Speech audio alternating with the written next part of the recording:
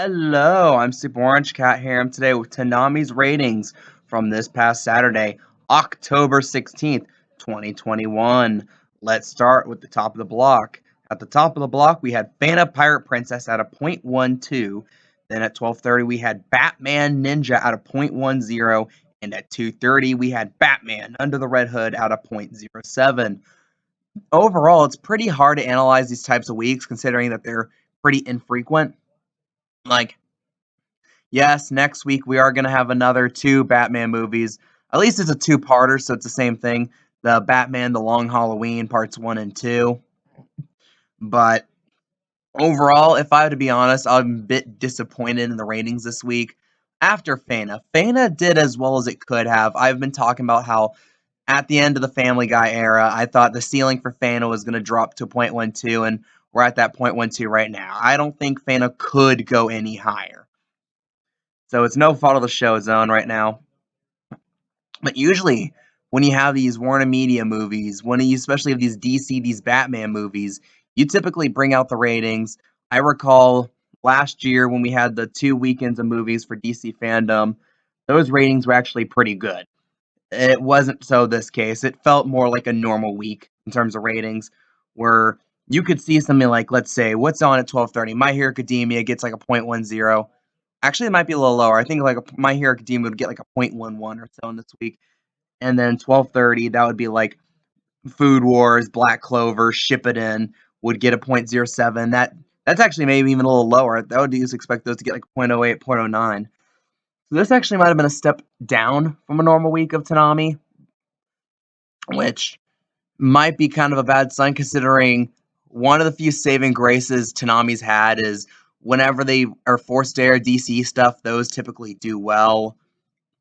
And we don't this week. And also, it's foreboding for next week because, like I said a moment ago, we have two more Batman movies: The Long Halloween Part 1 and The Long Halloween Part 2. I mean, there's not much to talk about this week because, again, what else to analyze? But Fana's doing probably as good as it could do right now.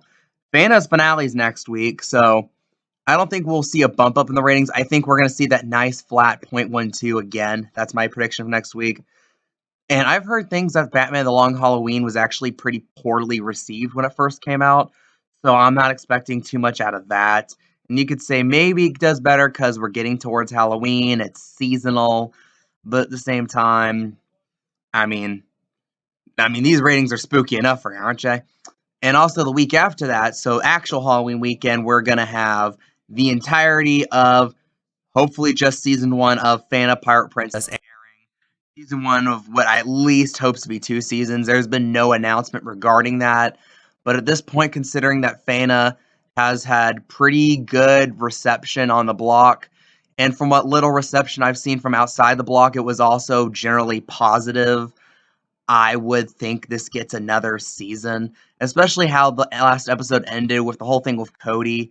I think they're going to use that as some type of segue to open up the possibility of multiple seasons, considering that the whole plot line with Fana, her mother, and her father and the concept of Eden's more or less been tied up with a big old bow at this point. So let's see where that goes. But again, and then after that, I mean, who knows? Because I don't think we have any schedule for anywhere in November. We have to have new shows because Food Wars is done. We only have like 1 or 2 more weeks. We have to replace Fana.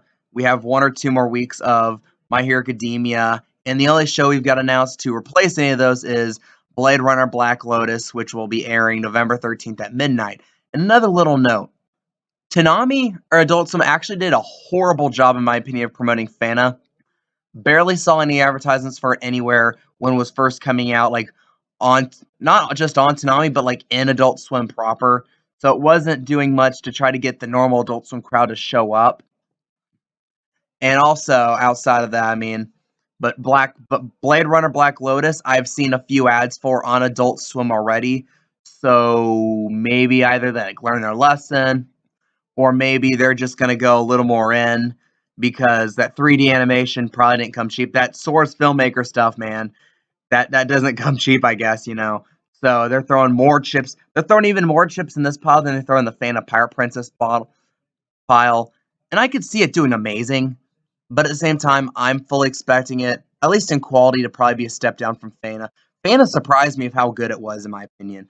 I came in expecting like an average show, and I'm getting a show that when I will give my final rating for the entire series, I'm probably going to give like an 8.5 or a 9 out of 10. Fena, when it's taken weird turns, that weird turns have happened to be turns for the better, at least in my opinion. What do you guys think? What's your thoughts on these ratings? What's your thoughts on DC fandom? Are you excited for Fena Pirate Princess, the final episode airing this upcoming Saturday, October 23rd at midnight, then October 30th from midnight through I think 5:30 in the morning? We will have a marathon of the entirety of season 1 of Fena Pirate Princess. Leave your comments, leave your opinions down below. I'm the Super Orange Cat, and that is all.